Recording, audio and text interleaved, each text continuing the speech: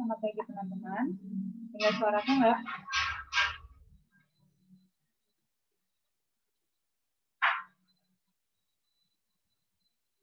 Kedengar. Bentar ya, masih menunggu untuk teman-teman yang lain. Bisa teman-teman yang belum absen, boleh absen dulu deh. Aku kirim di room ya.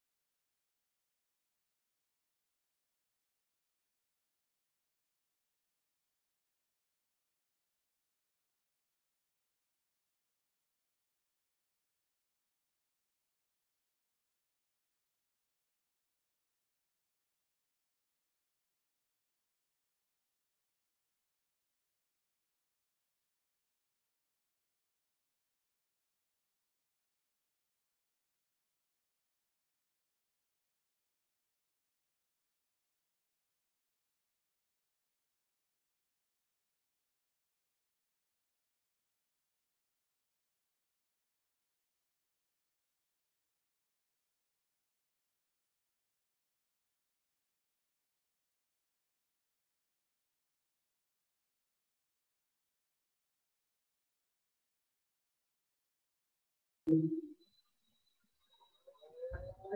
mulai ya. Halo teman-teman, Assalamualaikum warahmatullahi wabarakatuh. Salam sejahtera, Om Swastiastu, Namo Buddhaya, salam kebajikan. Hai, selamat pagi semuanya. Apa kabar teman-teman? Oke. Perkenalkan, nama saya Adinda Ida Salma Askarina. Saya dari Universitas Nahdlatul Ulama Surakarta, Prodi Ilmu Hukum. Di sini saya akan menjadi moderator di breakout room infrastruktur. Nah, teman-teman, saya ucapkan selamat datang ya di breakout room infrastruktur ini. Tolong diikutin sampai selesai roomnya, oke? Nah, di dalam bor ini nanti akan diisi oleh beberapa narasumber keren nih. Siapa aja sih? Aku sebutin nama-nama narasumber kerennya ya. Yang pertama ada Kak Gofar Ismail, ada Kak Amail, ada Kak Syifa, ada Kak Galuh Andini, yang terakhir ada Kak Fahan. Nah, nanti para narasumber keren ini akan menyampaikan materi secara sultan ya. Jadi tolong kalau ada pertanyaan bisa ditulis dulu. Nanti ada sesi tanya jawab setelah materi dari narasumber selesai. Pemateri yang pertama dari Kak Gopar, lalu dilanjut ke Amael, dilanjut Kak Syifa, lalu Kak Galuh, dan yang terakhir Kak Fahan. Masing-masing narasumber nanti akan menyampaikan materi dengan durasi kurang lebih 5 menit. Nah, setelah semua materi sudah selesai disampaikan, akan ada sesi tanya jawab. Jadi untuk teman-teman di sini yang akan bertanya bisa ditulis dulu di room chat ya, dengan format nama, strip asal sekolah, strip pertanyaan yang ditujukan ke siapa, lalu yang terakhir pertanyaannya. Oh ya teman-teman, jangan lupa untuk absen, dan saya minta untuk tetap off mic ya sebelum saya persilakan untuk membuka mikrofonnya. Tapi tolong tetap menghidupkan kamera biar saya bisa lihat muka cakep kalian masih pagi. Oke?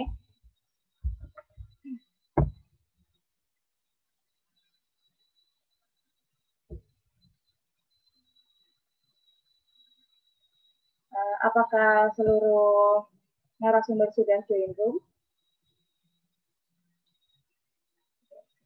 Dari Kak Gofar sudah? Sudah, Kak. Siap. Oke, selamat pagi. Ada Kak Amel, sudah masuk? Oke, sudah. Ada Kak Syifa, apakah sudah masuk room? Iya, sudah. Ada Kak Galuh Andini? Udah. Dan terakhir ada Kak Farhan, sudah masuk? Sudah. Tapi kameranya saya mati kayaknya kalau dinyalain lambat soalnya. Oh, oke. Teman-teman, kita mulai di pemaparan materi yang pertama ya. Kenalan nih, ada Kak Gofar Ismail. Hai Kak Gofar.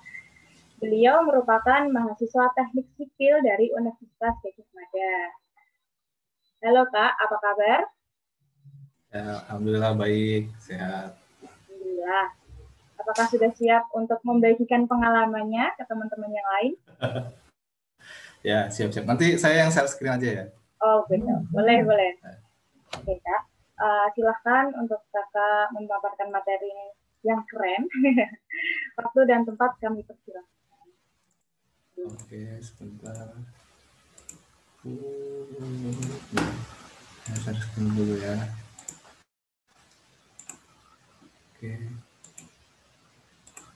Oke. Bismillahirrahmanirrahim. Assalamualaikum warahmatullahi wabarakatuh. Terima kasih atas kesempatannya. Jadi saya di sini akan sharing ya tentang jurusan teknik sipil gitu ya. Mungkin ini sebagai perkenalan untuk teman-teman semua yang masih bingung menentukan jurusan. Jadi saya Abdul Gofar Ismail. Ya panggil saja Gofar ya, nggak apa-apa. Gitu. Oke, langsung saja. Mungkin mulai dari apa itu teknik sipil ya. Jadi lebih teknik sipil ini adalah ilmu yang mempelajari prinsip-prinsip keteknikan, prinsip engineering untuk memenuhi kebutuhan dasar manusia seperti kebutuhan akan hunian, transportasi, dan kebutuhan akan sanitasi seperti penyediaan air maupun pembuangan setelah penggunaan air, dan kebutuhan akan infrastruktur lainnya yang menunjang kehidupan manusia gitu. Nah, jadi teknik sipil ini cakupannya yang dikerjakan oleh insinyur sipil ini mulai dari hulunya, dari mulai desain infrastrukturnya, kemudian konstruksinya saat konstruksi, dan kemudian hingga akhir perawatan setelah bangunan terbangun, perawatan atau maintenance infrastruktur. Kemudian, nah di sini teknik sipil ini seringkali dibuat rancu ya dengan arsitek gitu, seringkali disamakan dengan arsitek. Nah, padahal sebenarnya ada perbedaan yang cukup penting gitu, karena arsitek ini lebih fokus kepada konsep dasar, konsep bangunan mau dibangun seperti apa, desainnya mau seperti apa. Sedangkan kami, kita biasanya dari teknik sipil, insinyur sipil ini lebih ke bagaimana mewujudkan ide-ide, konsep-konsep dari arsitek tersebut, bagaimana bangunan tersebut bisa terbangun dengan kuat, dengan biaya yang murah, dan dengan waktu yang efisien. Nah, kemudian selanjutnya, apa sih yang dipelajari oleh calon-calon insinyur sipil atau mahasiswa teknik sipil ini? Kalau di UGM itu terdapat 3 kelompok mata kuliah gitu. Yang pertama ini ilmu dasar. Ilmu dasar ini dipelajari di tahun-tahun awal, di semester 1 dan semester 2, seperti fisika dasar, matematika dasar atau kalkulus, kemudian statistika, dan kita juga belajar tentang pemrograman gitu. Kemudian setelah semester 3 tahun kedua kita mulai belajar tentang ilmu dasar teknik sipil gitu. Seperti mekanika tanah, kemudian mekanika teknik, geometrik jalan, dan lain-lain gitu. Kemudian kita juga belajar tentang kelompok mata kuliah pengembangan karakter dan mata kuliah umum seperti Pancasila, kewarganegaraan. Kemudian kita juga belajar geomatika, itu nanti mungkin akan detailnya dijelaskan oleh yang geodesi ya. Kita juga belajar tentang ekonomi teknik begitu. Nah, setelah menjelang skripsi nanti di tahun keempat kita nanti kalau di UGM nanti akan dijuruskan gitu. Kalau di UGM terdapat 5 kelompok bidang keahlian gitu. Yang pertama struktur, fokusnya ke gedung dan bangunan-bangunan yang besar. Kemudian geoteknik ini lebih fokus pada fondasi. Hidro ini lebih fokus kepada bangunan air. Dan lingkungan ini lebih ke bangunan-bangunan pengolahan limbah atau penyediaan air bersih. Kemudian kalau yang transportasi fokusnya lebih ke perkerasan jalan atau sistem transportasi. Gitu. Kalau kami di kampus biasanya menyebutnya ini 5 elemen gitu ya, dalam sipil gitu ya. Nah, selain mata kuliah yang teoritis tadi, kita di sipil juga di teknik sipil, mahasiswa teknik sipil juga mendapat yang pertama itu tugas besar gitu. Tugas besar atau praktikum ini biasanya tugas yang berjalannya 1 semester full. Biasanya tugasnya lebih merepotkan dibanding kuliahnya gitu. Ini kalau yang saya tunjukkan ini praktikum mekanika fluida ya. Kemudian kita juga hampir setiap semester akan ada kuliah lapangan gitu. Nanti akan kunjungan ke proyek atau kunjungan ke bangunan-bangunan infrastruktur seperti ini, sedang kunjungan ke bendungan ya, ini kami kunjungan ke bendungan. Kemudian nanti di menjelang skripsi akan ada namanya magang atau kerja praktik, itu nanti akan ke proyek, akan sebagai orang internship ya gitu ya, calon pegawai lah seperti itu gitu. Nah kemudian syarat masuknya, nah yang paling utama pertama bisa menghitung gitu ya, minimal tahu lah pertambahan, penjumlahan, pengurangan, perkalian, pembagian gitu ya. Pun nanti di kampus pakai kalkulator dan Excel juga gitu. Kemudian ini bukan menggambar ya, syaratnya bisa baca gambar gitu. Nggak bisa menggambar nggak apa-apa gitu. Saya juga gambar saya jelek tapi saya bisa masuk gitu. Baca gambar ini nanti akan diajarin di tahun-tahun awal karena ini juga hal paling dasar bagi seorang mahasiswa teknik sipil gitu. Kemudian ya bisa disimpulkan sebenarnya tidak ada syarat khusus. Yang penting lulus tes seleksi SBM dan lain-lainnya begitu. Walaupun saya pernah dengar rumor kalau di beberapa kampus tuh tidak boleh buta warna gitu. Tapi kenyataannya saya buta warna parsial juga bisa masuk gitu. Santai aja. Nah kemudian lebih baik lagi kalau bisa bahasa Inggris ya, biar nggak kayak adik ini ya, pojok kanan itu. Kemudian ini kampus dengan prodi teknik sipil, kalau saya baca di Kuiper itu terdapat 165 kampus yang memiliki prodi teknik sipil gitu. Ini 6 yang terbaik menurut Times Higher Education. Kuotanya ini estimasi kuota tahun 2020 ya, kira-kira seperti itu gitu. Yang terbanyak ini ada di Universitas Brawijaya, yang paling sedikit ada di UI begitu ya. Nah, ini berubah-ubah setiap tahun, tapi kurang lebih sekitar segitu. Ini seperti di UGM 2020 ini hanya menerima 120 mahasiswa gitu. Pas tahun saya itu satu angkatan ada 160 mahasiswa gitu. Itu berubah-ubah tiap tahunnya. Nah, bidang dan prospek kerjanya ini main apa ya yang diidam-idamkan oleh mahasiswa sipil ya. Ini bidang utamanya yang masih linear itu yang pertama ini sebagai owner atau pemilik, biasanya pemerintah ya. Itu bisa kerja di PUPR atau kerja di kalau swasta itu BUMN seperti di Angkasa Pura ataupun di KAI gitu ya. Kemudian bisa kerja juga sebagai konsultan, baik konsultan perencana yang mendesain maupun konsultan pengawasnya gitu. Nah, kemudian bisa bekerja juga di pelaksana atau kontraktor gitu. Nah, sektor lain bisa bekerja di bank, banyak teman saya di bank, kemudian bekerja di logistik maupun di perusahaan properti seperti ini Agung Podomoro dan teman-temannya yang hari Senin harganya naik gitu ya. Kemudian bisa kerja juga di bagian asuransi gitu ya. Itu mungkin itu saja dari saya. Semangat saja, nggak usah bingung. Nanti kalau ada pertanyaan tanyakan saja. Sekian dari saya. Terima kasih. Saya kembalikan ke moderator. Wassalamualaikum warahmatullahi wabarakatuh.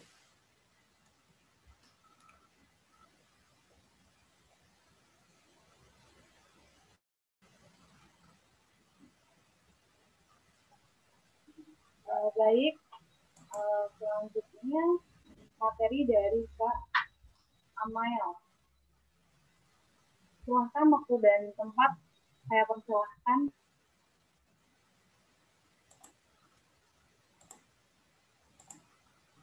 Sebentar, kok di saya nggak ada pilihan buat share screen ya? Oh, maaf, baru muncul.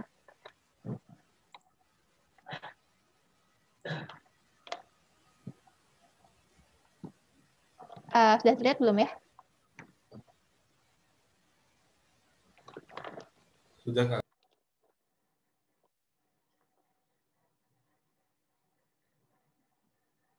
Oke, bismillahirrahmanirrahim. Assalamualaikum warahmatullahi wabarakatuh. Selamat pagi teman-teman. Semoga hari ini teman-teman merasa senang dan bahagia ya. Jadi perkenalkan, namaku Amelia dari Fakultas Teknik Sipil dan Lingkungan ITB, khususnya jurusan Teknik Lingkungan.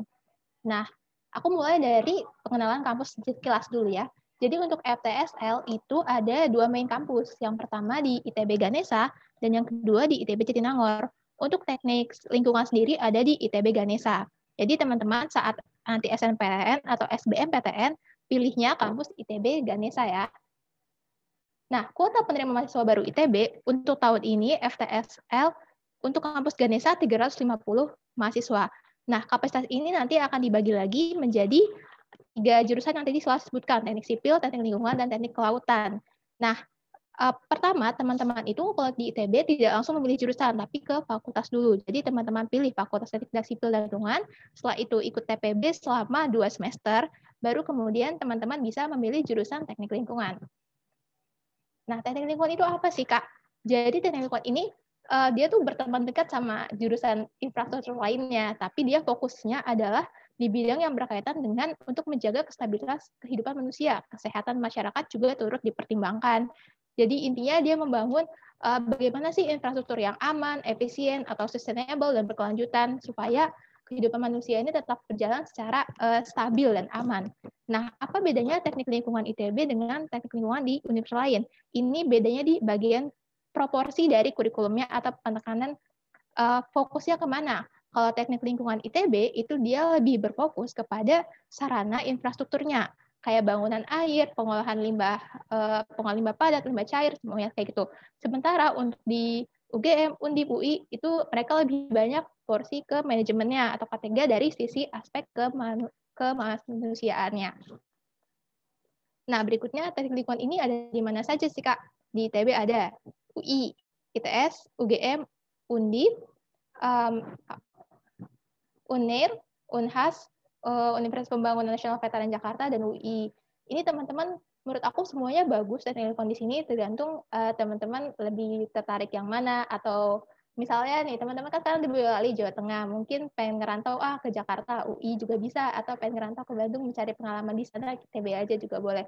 Karena pada dasarnya semua jurusan teknik lingkungan itu menurut aku sama-sama berfokus gimana caranya menyediakan bangunan yang aman, yang sehat, dan bisa dibentuk ke masyarakat, efisien, stabil, intinya sama aja. Cuma bedanya di penekanan itu aja, aspek yang tadi aku sebutkan sebelumnya. Nah, yang dipelajari teknik lingkungan, ini kelompok keahliannya yang ada di kampus aku di ITB. Nah, itu tuh ada air bersih, kita merancang dari awal sumber air bersih itu seperti apa dan sampai distribusinya. Yang kemudian kedua itu ada limbah cair. Jadi setiap industri kan akan menghasilkan namanya limbah. Nah, limbah itu wajib banget diolah bagaimana caranya sesuai standar atau baku mutu yang diterapkan oleh kementerian. Yang ketiga, limbah padat persampahan. TL itu cantik banget deh sama yang namanya sampah-sampahan.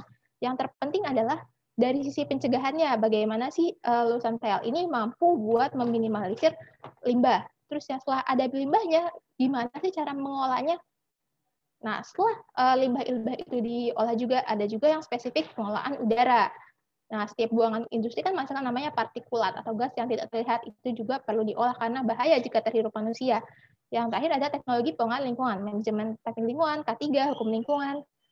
Oke. Nah, ini secara umum dari kelompok keahliannya. Tapi kalau misalnya teman-teman tanya tentang, Kak, apakah belajar fisika, matematika? Ya, pasti. Di TPB teman-teman akan dapat matkul dasar, fisika, kimia, matematika, atau kalkulus. Kalian akan dapat. Bahkan pengenalan rekayasa dan desain pun dapat di semester 1 dan 2. Gambar teknik juga dapat. Tapi pas udah di jurusan, nanti lebih spesifik lagi nih teman-teman. Ada kegiatan praktikum, ada tugas besar juga ada, semuanya ada. Dan itu menurut aku pelajarannya lebih ke gabungan. Misalnya yang tadinya matematika kalkulus itu jadi kalkulus 1A, 2A, nanti di jurusan jadi matematika rekayasa. Terus untuk kimia memadat, jadi dan tadinya kimia dasar menjadi kimia lingkungan, kimia air, atau kimia yang buat biokimia. Terus biologi juga ada kaitannya, mikrobiologi. Jadi ilmu di TL itu menurut aku gabungan dari berbagai macam bidang studi. Nah, mereka itu bergabung di TL untuk tujuan itu, lingkungan. Prospek jurusannya seperti apa, Kak? Banyak banget. Lulusan ini tuh pasti dibutuhkan di mana-mana. Apalagi semenjak ada undang-undang namanya AMDAL, analisis mengenai dampak lingkungan. Jadi setiap industri harus punya pengelolaan dan pengolahan limbah. Nah, Anda juga bisa bergerak di Kementerian Lingkungan Hidup dan Kehutanan, di BUMN bisa. Atau jika punya jiwa wirausaha jadi entrepreneur pun banyak. Intinya prospek teknik lingkungan di Indonesia ini masih cukup besar dan luas. Oke, sekian dari saya. Sekian. Terima kasih. Baik, terima kasih untuk Kak Amai untuk informasinya. Untuk narasumber selanjutnya ada Kak Syifa dari Universitas Gadjah Mada.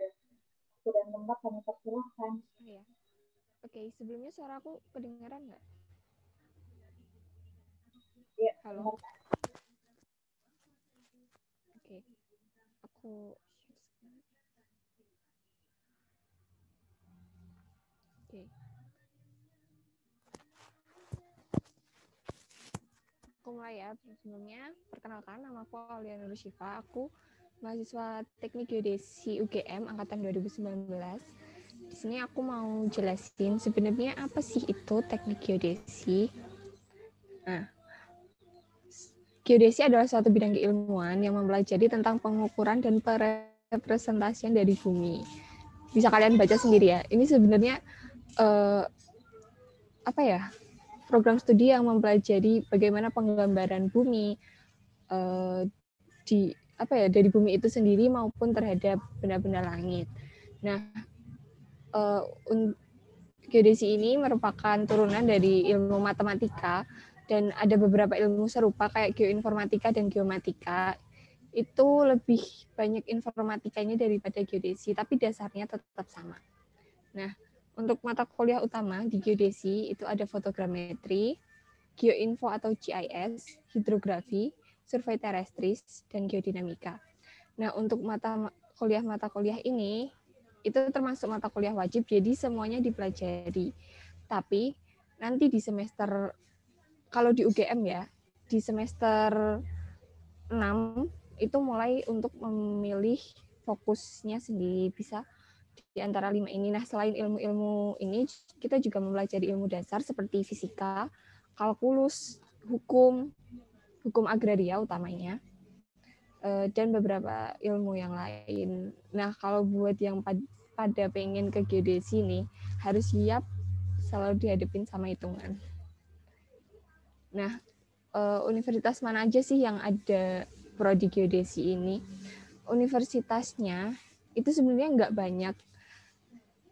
Untuk PTN yang itu baru ada Undip, ITB, UGM, Unila. Itu ya, kalau yang ITENAS, ITN, itu Unpad itu kan swasta. Nah, buat yang akreditasi A, setauku baru ITB dan UGM. Nah, untuk selain ini sebenarnya ada ITS itu ada, cuman karena dia geomatika ya, bukan geodesi, jadi nggak aku cantumin di sini. Terus perbedaan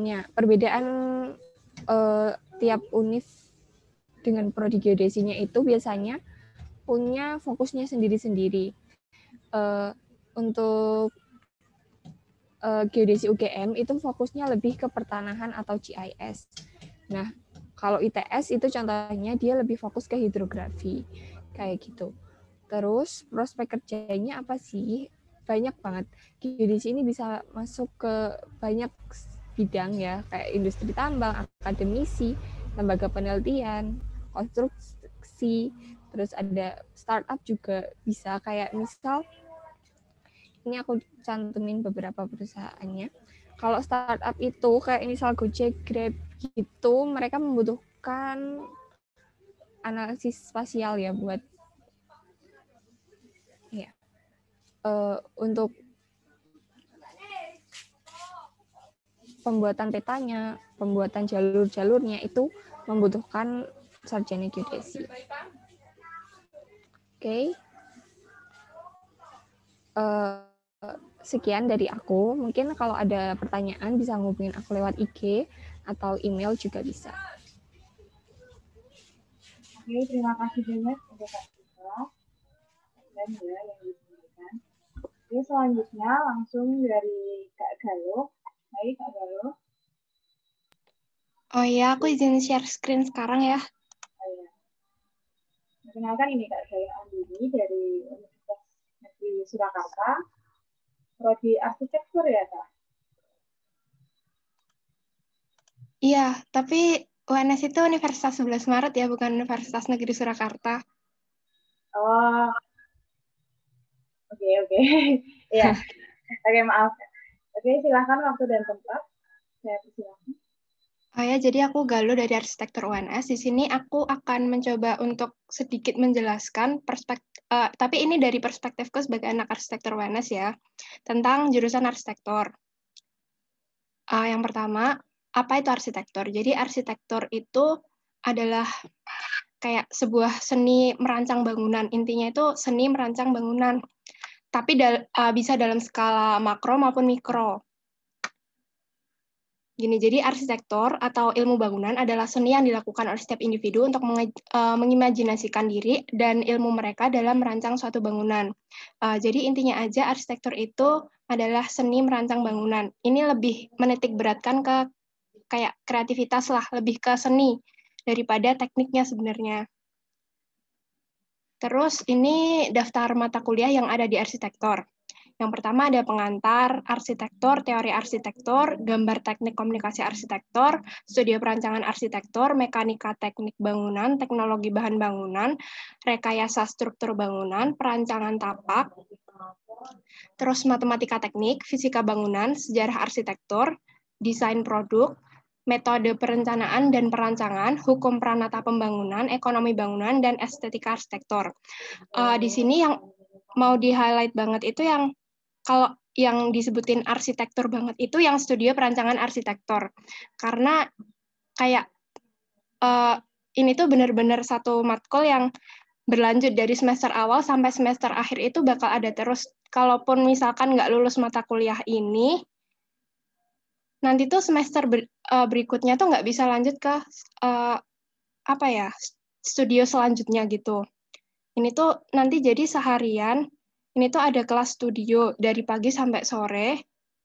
Isinya tuh kayak nanti bakal ada hasil rancangannya. Isinya tugas besar dari awal semester dan nanti hasil akhirnya itu di akhir semester. Jadi tugas itu udah muncul di awal semester. Terus kalau pengantar sama teori ya isinya teori-teori tentang arsitektur gitu. Gambar teknik ini biar bisa gambar sama baca gambar teknik itu. Terus ini mekanika teknik sama teknologi bahan ini bahas bahan-bahan bangunan, rekayasa struktur ya bahas-bahas struktur gitu. Terus perancangan tapak ini ngedesain lanskap gitu dari tanah-tanahnya yang berkontur-kontur. Terus matematika teknik kayak kalkulus, ada fisika, ada ekonomi bangunan, desain produk nanti desain akhirnya kayak ngedesain hasil akhirnya tuh kayak desain furniture gitu sih kayaknya. Terus ini hukum pranata pembangunan ada bahas hukum-hukum tentang pembangunan sama arsitektur. Estetika ini di awal bahasnya kayak seni rupa gitu sih kalau estetika. Terus selanjutnya, di arsitektur itu kita ngapain aja dan ada apa aja. Di awal-awal semester, di awal-awal kuliah tuh, kita masih pakainya gambar. Ini yang pertama ini kita masih pakai gambarnya manual, jadi masih pakai sketchbook sama pokoknya alat-alat manual gitu, penggaris, sketchbook. Terus kalau di semester-semester, kalau ini awal-awal ya di semester 1, 2, 3 itu masih pakai ini. Terus yang kedua ini gambar digital. Kayak nanti visualisasinya udah digitalin ini di semester 3 sampai semester akhir. Terus yang ketiga ini dari abis ngerjain tugas pakai apa ya? Ini yang pokoknya yang computerized ini nanti tetap divisualisasikan pakai maket. Terus di arsitektur itu juga ada sayembara. Ini sayembara itu kayak semacam lomba desain di arsitektur. Kemudian ini ada pameran karena udah ngerjain tugas, hasil lembur kayak gitu, ada pamerannya. Terus yang terakhir ini ada ekskursi. Ekskursi itu kalau di SMA semacam kayak study tour ya. Yang terakhir kemarin kalau di UNS ada ekskursi ke Bali. Nah, di sana tuh kita ngunjungin kayak apa ya? Kayak bangunan-bangunan yang arsitekturnya bagus, terus kita ke biro arsitek juga di Bali.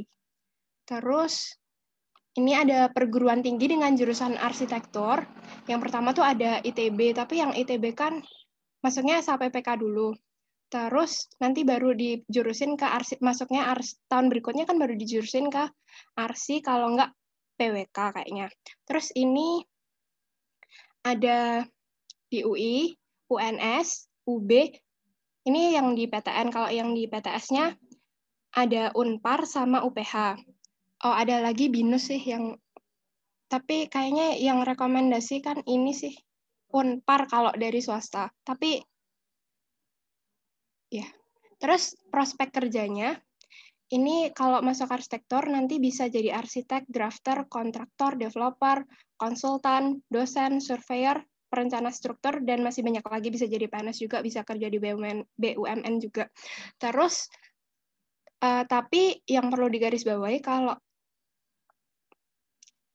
setelah lulus dari pendidikan arsitektur, jadi lulusnya itu gelarnya cuma sarjana arsitektur, jadi itu nanti belum jadi arsitek.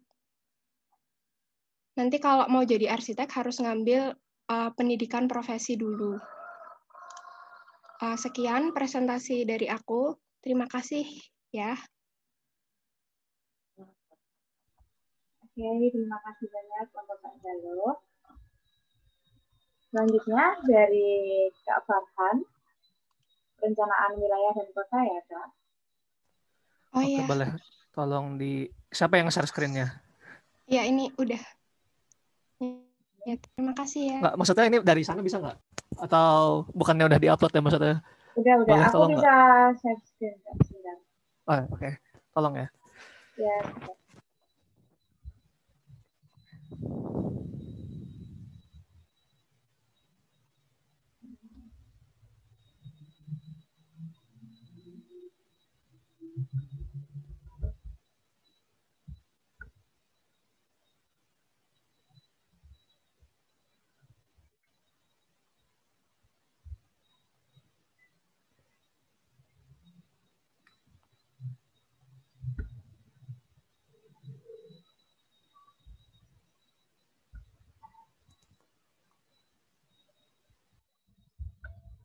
Sudah Kak?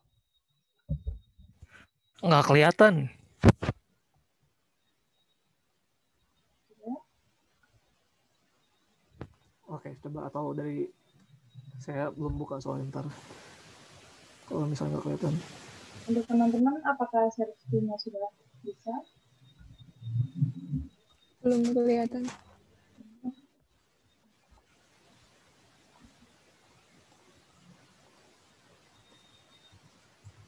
Ntar, coba saya aja deh. Ini tapi saya belum buka. Ntar. Oh, boleh di cancel dulu nggak share screen-nya? Coba saya aja. Sudah Kak? Kok disable ya? Saya nggak bisa.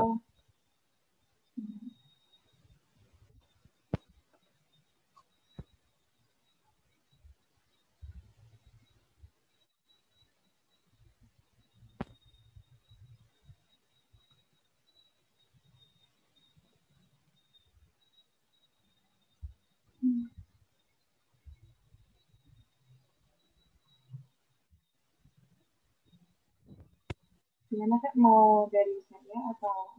Ya, saya kan mau coba share screen, nggak bisa. Saya disable katanya. Nah, coba kalau dari sana bisa nggak? Soalnya saya nggak bisa share sama sekali dari saya.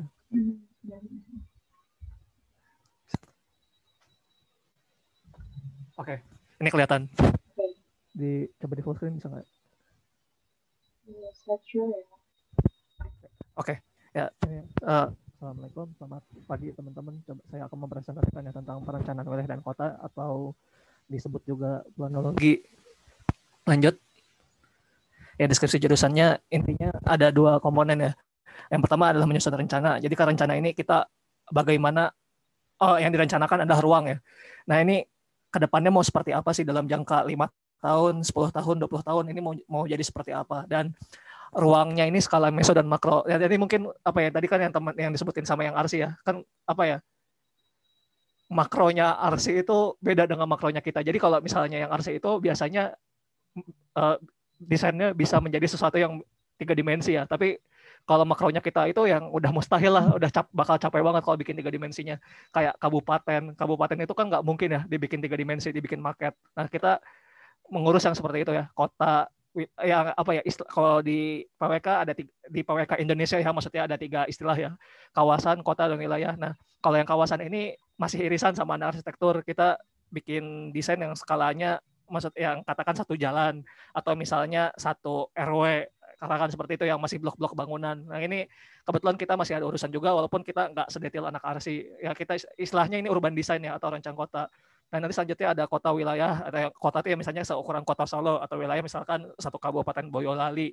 Kita merencanakan apa sih yang boleh di situ, apakah di situ boleh dibangun sesuatu atau itu jangan, itu jadi hutan aja, apakah di sini boleh ada jalan atau jangan. Nah, itu urusannya anak PWK kurang lebih seperti itu. Nah, terus kalau aku bilang ini teknik yang tidak teknik ya, karena ya kita nanti bakal dijelaskan, dan kalau dibilang sosum juga gak sosum aja ya, tapi intinya ya anak PWK ini nggak bisa kerja sendiri ya, pasti kerjanya bareng-bareng seperti itu dengan bidang-bidang lain. Lanjut.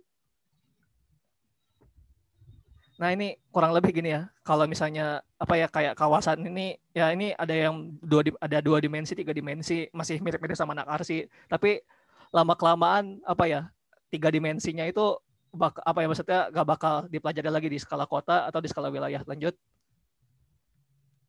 Ya, ini cuman gambaran aja, ini bisa dilihat di websitenya PWK UGM, ada kayak gini. Lanjut.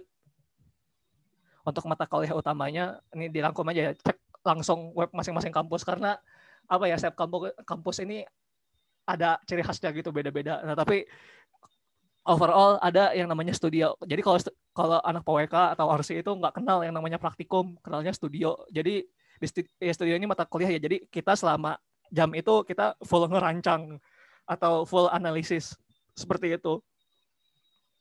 Nah, itu juga kita belajar ya kayak ekonomi, sosiologi, pembangunan gitu. Itu belajar dasar-dasarnya, walaupun nggak sedalam anak sosum. Kita juga belajar matematika atau statistika, tapi nggak sedalam anak saintek lain. Kayak saya itu matematika kayak cuma 3 SKS doang, statistika 3 SKS, sisanya udah nggak ada matematika lagi gitu. Bahkan apa ya, saya itu tahun-tahun pas udah tahun-tahun itu udah kayak perkalian 3 digit kali 3 digit, misalnya gini, 123 kali 123 itu udah lupa ini bener gak ya secara kalian kayak gini, saking udah seringnya pakai kalkulator kayak gitu. Lalu terus ada ini belajar infrastruktur ya, kayak tadi kan teman-teman sipil atau lingkungan, kayak ya kita juga belajar kayak kalau di UGM ya, itu dosen-dosen yang misalnya yang ngajarin air limbah atau ngajarin air bersih, ngajar transportasi, itu ngajar ke kita, tapi ya udah kita kayak cuman intinya adalah biar tahu bagaimana orang sipil itu kerja, bukan untuk buat hitung-hitungan sama anak sipil gitu. Atau ada juga ya desain 2 dimensi atau 3 dimensi, mirip anak arsitek itu, tapi nggak dalam-dalam amat. Bahkan ya kayak saya ini orangnya nggak bisa gambar sebetulnya. Ya jadi ya nilainya nilai kasihan saya bagian gambar-gambar itu, tapi ya masih bisa selamat lah sampai sekarang kayak gitu. IP-nya masih sehat-sehat aja. Nanti awalnya manual, nanti lama-lama pakai komputer. Lalu kita belajar juga kayak lingkungan, sumber daya. Jadi cukup ini ya, kayak cukup banyak tapi sebetulnya nggak sedalam anak jurusan lain. Jadi intinya ya cukup mengetahui bagaimana orang lain itu kerja, nanti kita yang kayak semacam menggabungkan gitu. Lanjut. Syarat khususnya, lanjut, cek langsung web masing-masing kampus, tapi kalau bisa gambar jadi poin plus ya. Dan kalau nggak salah soal buta warna parsial nggak masalah setahu saya. Lanjut. Untuk Universitas dengan PWK ada apa aja? Ya ini cek aja ya di Asosiasi Sekolah Perencanaan Indonesia. Nanti ada submenu tautan. Nah tapi apa ya, PWK ini cenderung dikit ya, lebih dikit daripada sipil, daripada arsitektur. Kampusnya dikit kayak di Bandung misalnya ITB, ITENAS, kayak Unpad itu Unpad nggak ada, UI nggak ada, UNES nggak ada, UNY nggak ada, apa ya, kayak lebih banyak ya, lebih sedikit lah intinya seperti itu. Lanjut. Perbedaan PWK di beberapa kampus ya langsung cek masing-masing terus bandingkan sendiri, tapi saya kasih beberapa contoh ya. Misalnya kalau di ITB dan ITERA itu masih ada TPB ya, tahun pertamanya masih belajar Maviki. Ya ini kasihan ya, mereka tuh IP-nya jelek gara-gara ada Maviki, terus kayak udah tahun kedua, tahun ketiga gak kepake sama sekali ternyata seperti itu. Jadi ya beruntung lah yang nggak masuk ITB sama ITERA, IPK-nya biasanya lebih bagus. Nggak, ini bercanda aja ya. Terus di ITENAS itu masih ada geodesi, kayak ya itu kayak masih ada fotogrametri kayak gitu-gitu, yang kayak matkul yang ini matkul apaan ya, kalau kan saya anak UGM ya, kayak ini matkul apaan saya nggak ngerti, tapi di ITENAS itu masih ada. Terus di ITS di Surabaya kan, karena Surabaya ini pinggir laut ya, ada konsentrasi perencanaan pesisir. Di UGM ini, biasanya di kampus-kampus yang lain ini mereka belum masuk studio gitu, kayak masuk studionya tuh kalau nggak semester 2, semester 3. Nah kalau di UGM dari semester 1 udah masuk studio kayak gitu. Lanjut. Nah ini biasanya nanti ada spesialisasinya atau konsentrasinya. Misalnya kalau di UGM ada perencanaan pariwisata, ada perumahan, ada pengelolaan kota secara yang dasar ya, ada pedesaan, ada bencana juga. Oh ya, ini kayak sekarang kan kayak lagi tren-trennya ya, kayak soal bencana ya. Ini kita juga belajar pengelolaan infrastruktur, tapi pengelolaannya bukan yang konstruksi ya, tapi yang kayak lebih ke ini misalnya kan kalau misalnya jalan tol kan dia nggak satu kota doang, katakan dia melintasi kabupaten apa-apa ya, kita kayak harus ini kira-kira keuangan paling cocok ke gimana ya, terus kayak ini di mana seperti itu. Ada real estate juga dan ada lanskap. Nah kalau lanskap ini yang lebih ke arah anak arsi ya, atau yang rancang kota kayak gitu. Lanjut. Kuotanya cek masing-masing kampus. Nah, tapi kalau di UGM biasanya satu angkatan ada 70-90 orang, dan satu angkatan itu satu kelas dan nggak dipecah. Jadi kayak kita kenal sama satu sama lain ya. Kalau jurusan lain biasanya yang dipecah jadi 2 kelas, 3 kelas, terus kayak mereka tuh kadang-kadang nggak tahu gitu teman satu angkatannya siapa kayak gitu. Lanjut. Bidang dan prospek pekerjaannya ya. Nah, jadi ini untuk yang formalnya ya, di pemerintahan ya, di nasional bisa yang populer itu masuk Bappenas atau PUPR ya, pekerjaan umum perumahan rakyat, atau OTR agraria dan tata ruang. Ini kalau PUPR biasanya bareng sama anak sipil, kalau ATR sama anak geodesi kayak gitu. Nah, atau kalau di tingkat daerah kayak ada Bapeda, Cipta Karya, namanya macam-macam lah seperti itu. Intinya yang namanya badan perencanaan perumahan infrastruktur itu biasanya ada tawaran kerjaannya. Lalu ada di NGO ya, penelitian pengembangan masyarakat, jadi lebih ke masyarakat gitu dari ketimbang yang yang birokrat gitu, atau konsultan perencana yang swasta atau pengembang properti atau lainnya ya, karena pekerjaannya nggak terbatas. Ini saya juga pernah dengar ada cutting saya itu jadi YouTubers yang suka bahas review gadget gitu ya, itu nggak ada yang tahu lah. Kita siap-siap dengan semakin hari yang semakin tidak pasti ya pekerjaan apa ya, mau ternak lele juga bisa sebetulnya. Oke. Pro tip ini ya, cek Instagram. Ini ada Instagram yang kayak Shevana Academy, mereka sering bagus gitu loh, kayak PWK itu kira-kira prospek kerjanya apa, itu kayak mereka sering ngadain webinar kayak gitu, atau bisa di stalk Instagramnya kayak ya untuk memberikan gambar. Sip. Dah selesai. Oke. Nah. Terima kasih banyak untuk absen.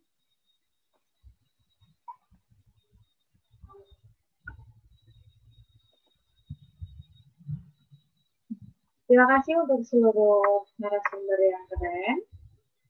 Terima kasih karena sudah membagikan pengalamannya, pengetahuannya ke teman-teman teman-teman yang ikut breakout room hari ini.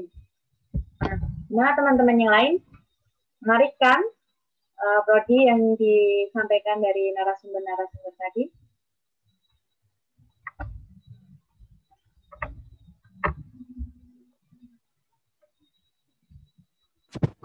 Oke, terima kasih untuk jawaban yang sudah mau nulis di blognya. Nah, sekarang kita masuk ke sesi tanya jawab. Silakan untuk teman-teman yang mau bertanya bisa sesuai dengan format tadi ya, nama, asal sekolah, terus pertanyaan akan ditujukan ke siapa, lalu bisa ditulis di room chat-nya. Atau mau raise hand, nanti saya persilakan untuk open mic. Monggo teman-teman.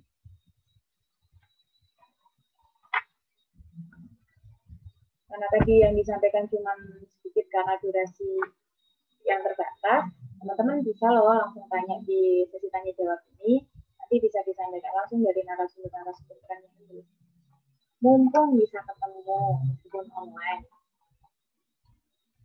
Monggo.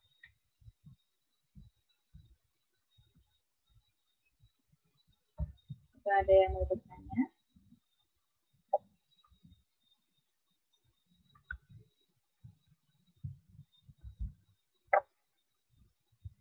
Ya teman-teman, sekedar mengingatkan, kita ada door prize. Caranya gimana kalau mau dapat door prize-nya? Kalian bikin story yang menarik, di tag ke Instagram Rumah Cendekia Boyolali. Nanti akan dipilih beberapa orang untuk mendapatkan bimbingan langsung dari pemateri yang sudah kita dengarkan tadi ya teman-teman.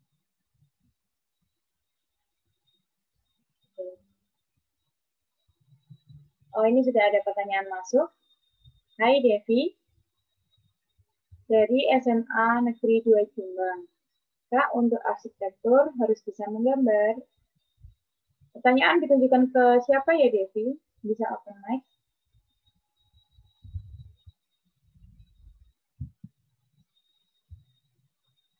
Halo Devi. Ini kayaknya kayaknya pertanyaan kasih ke aku ya. Jadi di arsitektur itu sebenarnya nggak harus bisa gambar sih, tapi kalau bisa gambar itu poin plus. Di awal-awal kan gambarnya, soalnya gambarnya tuh juga beda sama anak seni rupa. Kita gambarnya tuh lebih ke gambar teknik, tapi kalau bisa gambar ya poin plus. Nanti soalnya di semester-semester setelah semester 1-2 nanti bakal pakainya computerized kok, bukan manual. Terima kasih Kak Galuh. Mungkin ada pertanyaan lagi atau dari Devi belum paham dari jawabannya Kak Galuh?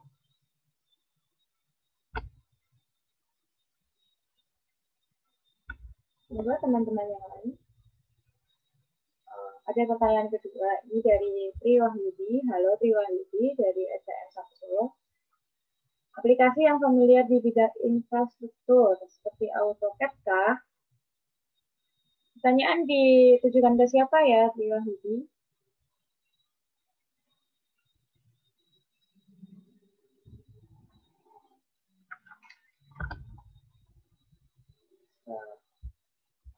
Kak Galuh lagi. Monggo Kak Galuh bisa dijawab dari pertanyaan dari Tri Wahyudi.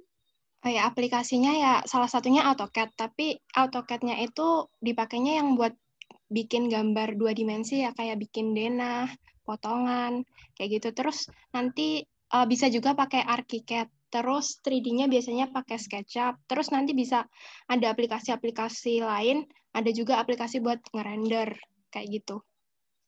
Oke. Gimana Tri Wahyudi? Apakah sudah puas sama jawabannya dari Kak Galuh?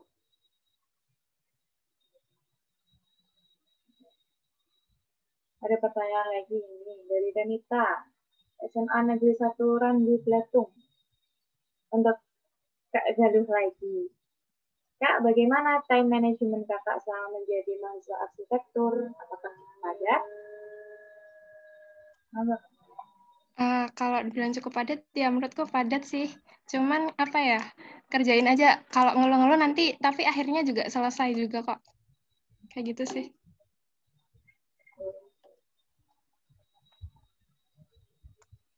Mungkin saya ingin bertanya juga dari narasumber yang tadi, apakah juga ribet untuk buat time management dari masing-masing prodi? Ini kan kebanyakan dari teknik, sedangkan saya tuh hanya ilmu hukum. Nah, apakah lebih ribet untuk time management anak-anak teknik ini? Monggo dari teman-teman narasumber yang lain bisa kasih pandangan. Monggo mungkin Kak Syifa, bagaimana time managementnya? Kalau buat aku di geodesi itu kan outputnya kita bikin peta ya, dan satu kali praktikum bisa disuruh bikin satu praktikum bisa disuruh bikin banyak peta. Nah, yang sebenarnya yang nyita waktu buat kegiatan praktikum itu sih. Kalau offline nih, itu kan harus ngukur dulu, harus itu. Jadi emang bakal berat di praktikum kalau di prodiku. Jadi harus bisa bagi waktu sih. Terima kasih, Kak Syifa. Mungkin Kak Amael bisa cerita gimana time managementnya. Ini kan juga tentang teknik lingkungan ya kan. Mungkin Kak Amael kalau mau membagi pengalamannya tentang time management ini. Oh, oke. Kalau di teknik lingkungan sendiri itu praktikumnya banyak banget, bikin jurnal, laporan, dan semacamnya. Tapi menurut aku kalau misalnya emang kalian punya minat di bidang ini tuh asik-asik aja gitu, menikmati. Kalau untuk chaos, aku rasa biasanya kalau teknik lingkungan ITB itu chaosnya di semester genap, semester 2, 4, 6, itu biasanya lebih sibuk dari semester ganjil. Gitu sih. Mungkin nih dari Kak Gofar, kalau mau cerita ini teknik sipil, gimana hektiknya time managementnya? Boleh deh sharing. Cek ya. Jadi kalau di sipil ya, emang sebenarnya mirip-mirip sama teman-teman yang lain ya. Tugasnya juga, ya tugas besar seperti tadi saya bilang tuh tugas besar emang bikin ribet ya. Kadang teman-teman saya itu sampai nginep di kampus gitu ya, dan baru pulang pagi gitu kan. Itu mau gambar jalan, tapi ini kasusnya offline ya, biasanya kan gambar manual di kertasnya besar, terus ngitung dulu segala macam. Nah, sebenarnya hal-hal itu tugas-tugas itu bisa dikerjakan sih, asal kayak tepat waktu dicicil gitu jauh-jauh hari gitu. Jadi sadar diri aja sih, kayak jangan kayak mayoritas kita kan orang Indonesia ya, itu kan kadang baru jalan ketika mepet deadline ya, biasanya 3 hari atau 2 hari sebelum responsi itu baru ini ya, baru ngejar. Jadi ya itu keteter, kalau modelnya kayak gitu ya mau nggak mau lembur sampai pagi gitu. Cuma kalau misalnya dari awal, dari semenjak tugasnya keluar itu bisa dicicil, menurutku nggak ada kok yang bisa tidur juga, tidur nyaman 6 jam gitu, 4 jam masih ada gitu. Ya tinggal pilihan sih masing-masing. Itu sih menurut saya. Terima kasih. Ini ada pertanyaan lagi dari Ridwan. Halo Ridwan dari SMA Negeri 1 Mutlak. Untuk teknik sipil, wah Kak Gofar lagi ya ini. Apakah terdapat desain-desain menggambar seperti arsitektur, dan juga apakah waktu masuk teknik sipil saingannya sangat ketat? Monggo Kak Gofar. Oke. Ini sekarang Mas Tri Wahyudi ya. Nah, kalau di sipil itu memang ada gambar seperti arsitektur, cuma gambarnya konsepnya beda ya. Jadi kalau kita fokusnya yang penting bisa gambar teknik gitu, bukan seperti nanti dicek berdasarkan keindahannya, itu nggak ngecek itu, tapi lebih ke kayak ini garisnya udah sesuai belum, ketebalan garisnya kan kita kan kalau offline ada gambar pakai namanya Rapido gitu ya, itu yang tintanya yang 0,1, 0,3 itu garisnya udah sesuai belum, kemudian jenis arsirannya udah sesuai belum, dimensinya sudah ada atau belum, ya lebih ke arah situ ya, bukan ke kayak ke apa seninya, bukan ke seninya, tapi lebih ke ini gambarnya udah sesuai dengan kaidah menggambarnya belum begitu. Kalau soal ketat sih ini relatif ya tiap tahun ya. Kalau menurut saya sih ya kalau selama teman-teman belajar ya bisa-bisa aja sih. Soalnya saya dulu juga SBM matematika cuma ngerjain 2, alhamdulillah bisa masuk gitu kan. Terus untuk pandemi praktikum, setahu saya praktikumnya selama pandemi ini kalau teman-teman yang masih di kampus tuh akhirnya online ya. Jadi Nah, nggak enaknya online tuh ini ya memang kayak mungkin nggak ada, jadinya nggak bisa ke lab atau mungkin di lab tapi dibatasi ya. Dan kayak tugas-tugas yang seperti mungkin offline dulu kayak misalnya gambar yang bisa ngelembur-ngelembur itu udah nggak ada, semuanya full online gitu pakai software gitu. Gitu sih. Oke, terima kasih Kak Sobat. Mungkin dari Triwan Yudi, apakah sudah puas dari jawabannya Kak Sobat atau masih bingung?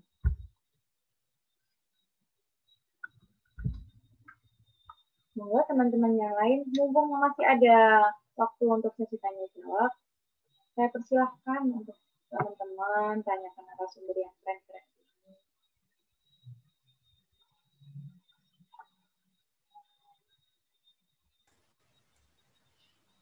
Mungkin Farhan tuh share time management, Farhan dia aktif di luar tuh. Oh iya, Kak Farhan gimana? Luar apaan? Oke. Gini, kalau di PWK ya, sebetulnya kalau ini ya, setelah pengamatan gitu itu sebetulnya sangat bisa ya manajemen waktu, kayak hanya memanfaatkan waktu di kelas dan apa ya, kayak cuman 1 jam, katakan 2 jam sehari buat ngerjain tugas. Tapi gini masalahnya kalau di PWK. Di PWK itu kebanyakan kerjanya kerja kelompok, jarang kerja individu tuh kayak ya misalkan dari 10 tugas yang individu tuh cuma 1-2 doang. Sisanya itu kerja kelompok. Nah, masalah gini, ketika kita pengen disiplin, teman lain yang nggak disiplin, itu yang agak ribet sih. Jadi kalau bisa dan itu akan makin ribet kalau semuanya menunda-nunda. Jadi kalau bisa ya apa yang bisa dikerjakan secara individu ya dikerjain dulu aja gitu. Maksudnya biar bisa ngerjain yang lain ya sambil sabarin nunggu teman-teman yang lain udah kerjain tugasnya apa belum. Jadi emang ini ya harus belajar komunikasi juga. Jadi kayak bikin kesepakatan sama kelompok kita mau deadline kapan. Jadi kayak ada kayak kasus saya itu, jadi yang awal tahun pertama ya bawaannya begadang mulu, kayak kita ke kafe yang 24 jam ngerjain bareng kayak gitu. Nah, tapi kayak yang tahun selanjutnya kita kayak deal-dealan gitu, pokoknya nggak boleh ngumpul malam-malam, kita nggak mau ngumpul di luar jam mata kuliah kayak gitu-gitu, bisa deal gitu. Jadi kayak tidur nyenyak aja gitu ya, nggak terganggu jam berapa baru balik kayak gitu. Itu emang apa ya, jadi selain time management pribadi, komunikasi dengan yang lain seperti itu. Terima kasih Kak Hasan untuk sharing time management-nya. Oh, ini intinya dari semua narasumber itu jangan suka nunda-nunda ya. Tapi kalau makin nunda-nunda, makin males, makin keteteran semua tugas-tugasnya. Nggak cuma tugas pribadi, tapi juga tugas kelompok. Nah, apakah masih ada pertanyaan dari teman-teman?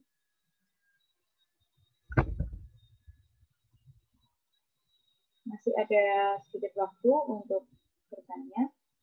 Monggo.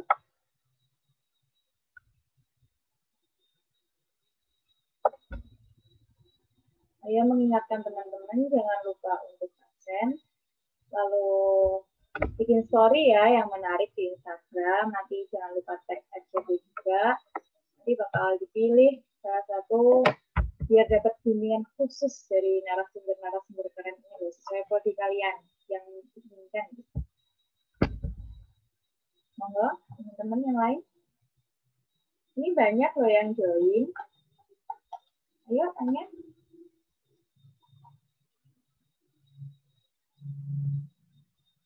Atau mungkin dari masing-masing narasumber mau ngasih pesan khusus nih buat teman-teman yang lain yang belum punya pandangan kuliahnya gimana atau ngambil prodinya yang mana, gitu mungkin biar tidak salah pilih besok ke depannya.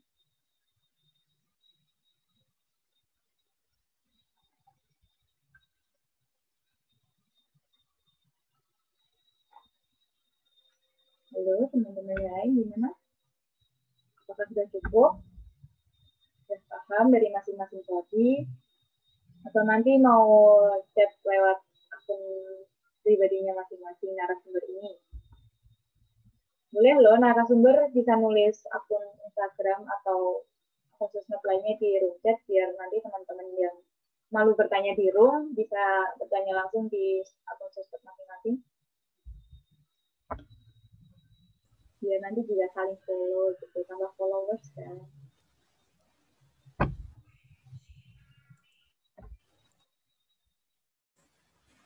Tuh ada yang nanya jenjang karir di kontraktor ya.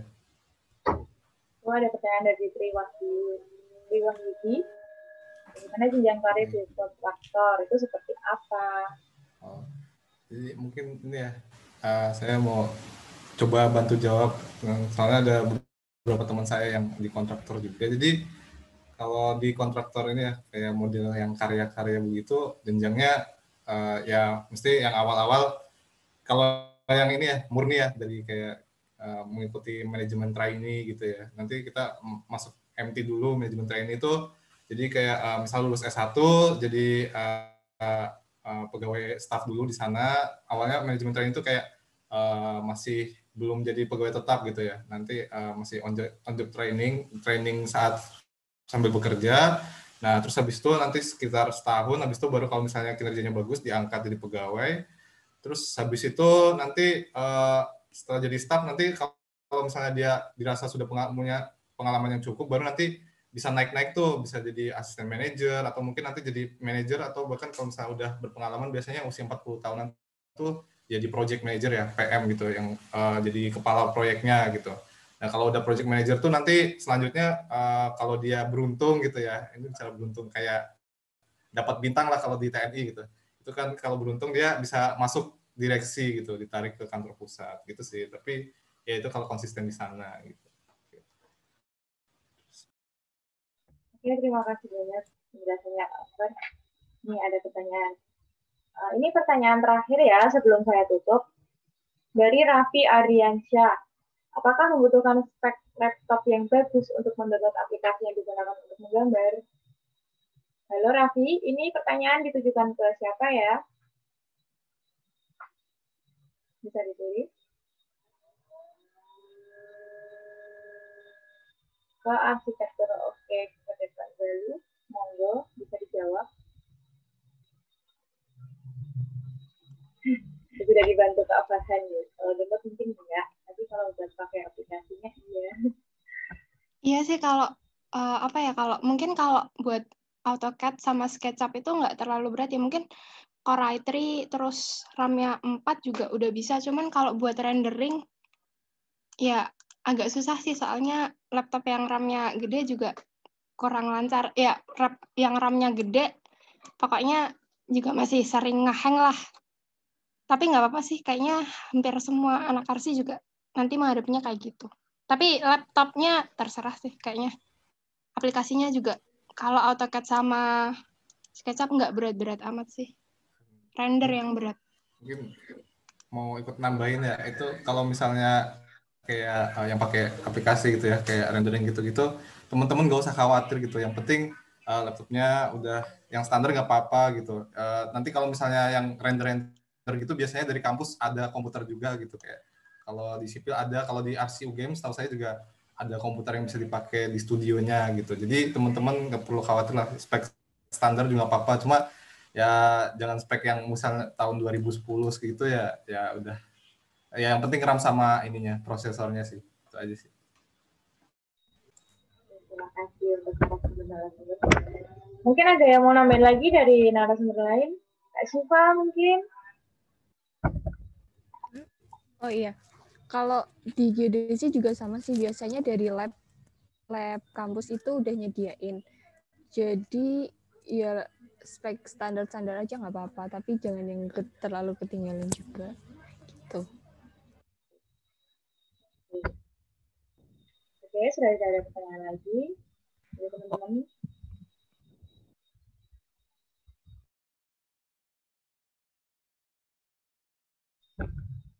Oke, kalau sudah tidak ada pertanyaan lagi, nanti materi PowerPoint ini bisa saya share di grup, atau kalian bisa chat saya langsung.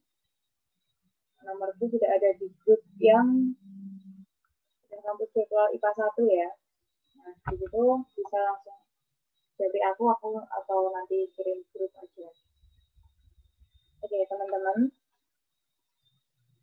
Terima kasih banyak karena sudah join breakout room ini.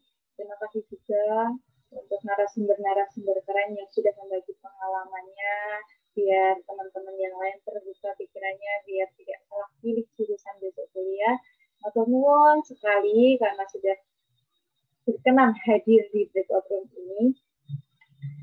Nah, Teman-teman yang belum absen, bisa absen dulu di link yang udah saya share. Teman-teman, semoga acara ini bisa memberikan manfaat yang banyak dari narasumber ke teman-teman yang lain dan sebaliknya. Saya pribadi mohon maaf bila banyak salah kata, kurangnya. Teman-teman jangan lupa jargonnya kita, yaitu temukan passionmu, wujudkan mimpimu. Oke, terima kasih. Sekian, wallahul muwaffiq ila aqwamit thoriq. Wassalamualaikum warahmatullahi wabarakatuh. Terima kasih.